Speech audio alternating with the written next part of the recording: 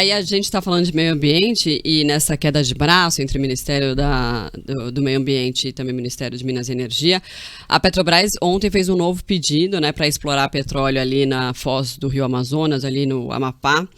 E eles vão bater o pé nessa história. Agora, a gente falou do esvaziamento do Ministério do Meio Ambiente. Marina Silva, como fica nessa história? Será que ela sai do governo e vai repetir a situação que a gente viveu no último governo do presidente Lula, em que teve aquele embate, né, no caso com a ministra, que era ministra na época, Dilma Rousseff, sobre Belo Monte, e ela acabou saindo. E agora, será que pode ter essa situação de novo?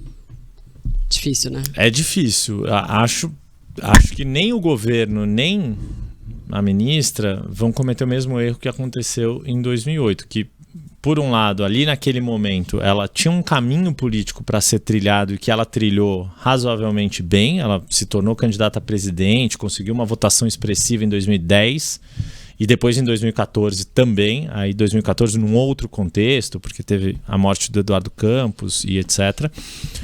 Mas, naquele momento, né, 2008, construir usina hidrelétrica, Belo Monte, Jirau e tal, era motivo de orgulho, né? E aí, de novo, essa coisa do governo ter que se adaptar à embocadura que ele próprio assumiu para si.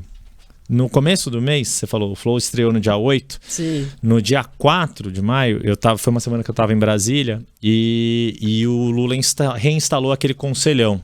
Uhum. Né? E aí o conselhão, que era o Conselho de Desenvolvimento Econômico e Social, com empresários, alguns artistas, pessoas de diversos setores, professores, acadêmicos, etc., para ajudar o governo, ele passou a ter um S a mais. Então virou Conselho de Desenvolvimento Econômico Social Sustentável.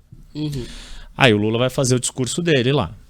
Aí ele lembra, olha, não, porque lá nos 2 primeiros mandatos, todo mundo só falava da China, que a China estava investindo nisso, investindo naquilo, a gente precisa crescer. Eu falava, olha, qual país está fazendo não sei quantos mil quilômetros de rodovia, legal, não sei quantos mil quilômetros de ferrovia, legal, 3 usinas hidrelétricas. Era o Brasil que ele estava falando. Só que uma dessas usinas hidrelétricas é Belo Monte, que é o maior calcanhar de Aquiles ambiental dos governos do PT. Uhum.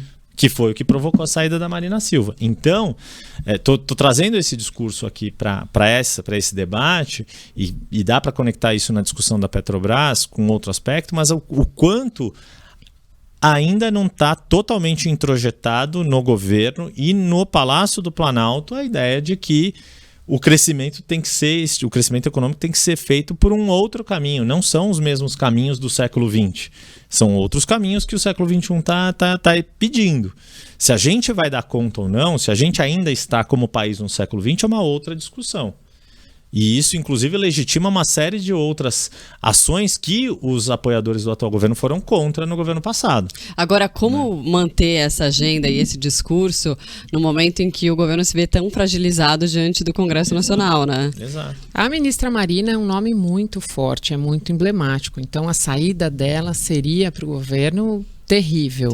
E Petrobras também é uma outra empresa que tem um histórico muito ruim para o governo, para o partido, né, por conta do petrolão, dos escândalos. Então, ele tem aí 2 desafios enormes que estão juntos numa mesma confusão, porque a não deixar a ministra cair, né, não deixá-la sair, e também ela está visivelmente muito frustrada, muito chateada. A Sônia Guajajara também já se manifestou bastante decepcionada e frustrada recentemente com o governo, justamente por isso, porque vieram acreditando naquela bandeira e naquele discurso muito forte com relação a essas pautas, e agora que o governo se instalou, precisa se adequar, está fragilizado e está muito difícil de conseguir manter tudo isso em pé. Agora, tem um aspecto dessa discussão da Petrobras, pelo menos por enquanto, no que está público, que é louvável. E aí eu não vou tomar partido nem de um lado nem do outro, nem do IBAMA nem da Petrobras, até porque tenho boas relações como jornalista e fonte, tanto com o presidente do IBAMA, Rodrigo Agostinho, quanto com o presidente da Petrobras, Jean Paul Prats. Entrevistamos ambos lá na CNN nos últimos dias. A discussão está sendo tomada do ponto de vista técnico. Está se discutindo se É viável fazer a perfuração de um poço para prospectar e descobrir se tem ou não tem uma jazida de petróleo que é passível de ser explorada comercialmente. A Folha de São Paulo traz uma matéria hoje também bem interessante, que era um dado que eu tinha levantado também. Desde os anos 70 até 2011, foram feitas 95 perfurações nessa região chamada Bacia da Foz do Amazonas, que não é exatamente a Foz, mas é dentro dessa região. E pode ter algum efeito ambiental, menos até para a Foz do Amazonas em si, mas para a costa do Amapá, que é a alegação que o IBAMA coloca, e poderia, num caso muito grave de derramamento de óleo, criar uma crise internacional, porque esse óleo ele não vai voltar para o Amazonas. Como é a Foz, né? A força da água, desaguar. O maior rio do mundo, a gente está falando, né? Sim. O Amazonas joga ali, deságua no mar, e as correntes jogam para o norte o óleo, se ele vazasse ali supostamente vazasse. Então você teria óleo explorado no Brasil indo para os países do norte da América do Sul, para as Guianas, podendo chegar até no Caribe. Impacto ambiental então, com petróleo é esse o nível do receio. Sim. O que a Petrobras alega é que, olha, é um furo para ver se é viável. Então a gente já fez 95. Tem que pedir uma nova licença para explorar de fato. Para explorar de fato, para fazer uso de todo o bloco. O que coloca isso em discussão é assim, do ponto de vista do país que temos e do país que queremos. Ok, a Petrobras alega que ela está já num processo de transição energética atrasado, mas está. Só que ainda vai haver um consumo de petróleo no mundo até 2040. Ainda vai ter um crescimento de necessidade de petróleo. É uma fonte de energia que a gente ainda precisa. É uma fonte de energia que ainda não vai dar tempo de fazer totalizar a descarbonização total. Até lá, a Petrobras vai abrir mão de explorar o que eles estão chamando de novo pré-sal? Sim ou não? Se abrir mão, qual é o caminho que se vai construir para não sonegar o direito dos moradores do Amapá, do Pará, do Maranhão, todos esses estados? A gente está falando de uma área que vai desde o Amapá até o Rio Grande do Norte. Se a gente não vai prover algum tipo de desenvolvimento e riqueza com este meio, qual é o outro meio que a gente vai permitir que um dos estados mais pobres do país, como o Amapá, e todos esses outros estados tenham algum tipo de compensação? Esse é o debate que a gente tem que fazer. Qual é o outro caminho para gerar o mesmo tipo, ou um desenvolvimento, crescimento, renda, emprego, para os moradores do Amapá e dos outros estados que seja minimamente próximo do que eles potencialmente poderiam ganhar com os royalties. Por isso que o senador Randolfo Rodrigues, que é, né, do Amapá, Davi Alcolumbre, saiu, inclusive, né, do partido da Marina Silva por conta dessa questão, dessa divergência aí, desse problema. E, inclusive, o Salles falou, bem-vindo ao time, né? Ele ficou puto. O Randolfo ficou pistola. Que é aquela provocada de... você quer explorar? Tá, então bem-vindo ao time, vamos passar a boiada junto, né?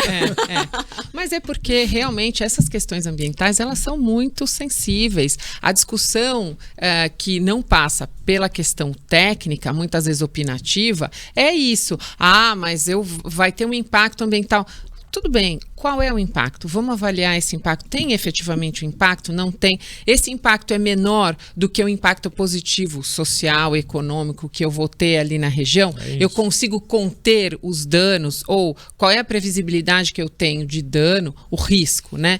Então, por isso é que é muito difícil, porque existe o patamar ambiental das discussões opinativas, inflamadas, e a discussão efetivamente técnica. Talvez, se fizerem discussões técnicas mais transparentes, que as pessoas consigam entender efetivamente, talvez assim seja mais fácil de conseguir essas aprovações. Então, mas essa é uma que eu acho que ela está razoavelmente transparente, né? Quando que a gente discutiu, por exemplo, se iria ou não iria fazer exploração do petróleo, do pré-sal, por exemplo, lá na Bacia de Campos, né? Que é uma alegação que o pessoal da indústria do petróleo fala, olha, se tiver um derramamento de sangue nos poços que exploram pré-sal, a gente está falando de poços que estão na frente das duas maiores cidades do país, né? Na costa dos dois dos estados mais ricos do país, São Paulo e Rio de Janeiro. E aí, imagina se acontece um acidente desse. a indústria tem muitos meios de prevenir de esses acidentes, de combater. A discussão no parecer do IBAMA na avaliação dos técnicos do IBAMA, o que a Petrobras apresentou de contenção, por exemplo, um caso de vazamento para conseguir conter a mancha de óleo, na avaliação dos técnicos do IBAMA é insuficiente. Na avaliação dos técnicos da Petrobras é suficiente, mas eles agora, nesse novo pedido, querem até melhorar. Então, ela está sendo uma discussão técnica e que a gente está discutindo. É que acho que o né? nosso trauma, Yuri, é que o Brasil, infelizmente, viveu traumas ambientais, impactos ambientais, desastres naturais muito grandes, né? Aqui, recentes. Então, acho que é essa a preocupação dos técnicos. De outras indústrias, né? Exatamente. Foi de mineração. Outra área, mas é que foi um impacto muito grande, né? E a gente viu pela televisão. E é muito chocante, né? Horrível. Dá uma tristeza, uma angústia. terrível. Ser humano mesmo. Nossa, terríveis. Então, eu acho que é por isso também, pouco o trauma desses impactos que gera esse Agora, receio.